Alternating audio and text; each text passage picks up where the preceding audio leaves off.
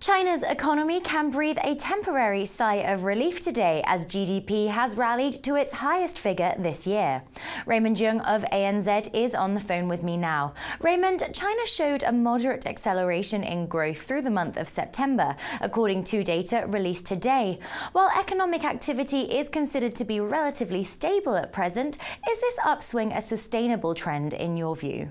Now, the third quarter GDP picked up to 7.8% on an annual basis, and it is a very encouraging number because if you look also at the quarterly growth, the third quarter actually report a 2.2% quarterly growth on a seasonally adjusted basis, and that is actually higher than the second quarter growth of 1.9%.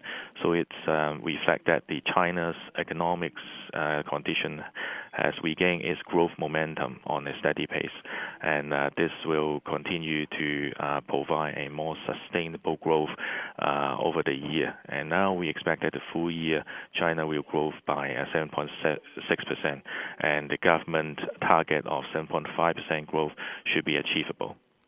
Foreign direct investment was reported at an elevated $8.84 billion in September. However, China has warned of a slowdown in emerging markets.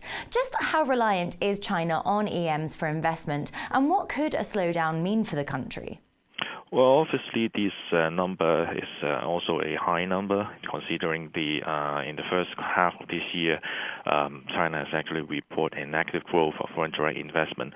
But bear in mind that China is no longer relying on foreign investment to push for its growth and the economic expansion.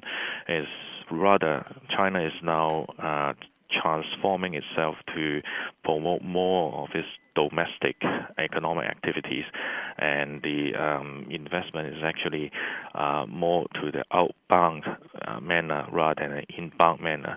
So actually many state-owned enterprises are looking for investment opportunities overseas as opposed to attracting foreign investment domestically into China. So from this perspective, this should not be too much worry, even if we see a drop down or a decline of foreign direct investment.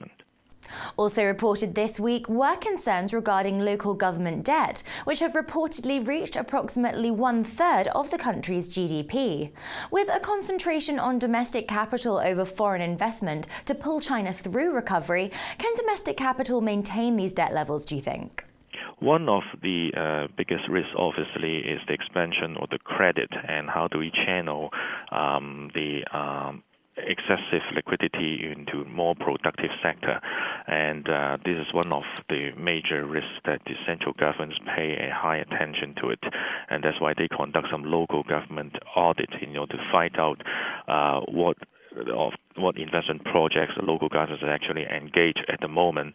But even though we may expect a high number of this government debt position, we should not be having too much worry about the condition, because on one hand the liability of the local government may be high, but on the other hand these investments also channel to some productive and revenue generating sector. So if you look at the asset size and not simply looking at the liability side of the local government balance sheet, the condition is not as severe as outsider consider. So the problem should not be overly exaggerated. And lastly, amidst the drama of the US debt ceiling, the Chinese yuan set a record high against the US dollar in this week's trading. What are your forecasts for the Chinese currency in the coming weeks? Apparently, over the past few weeks, we've seen that the RMB exchange rate is very strong.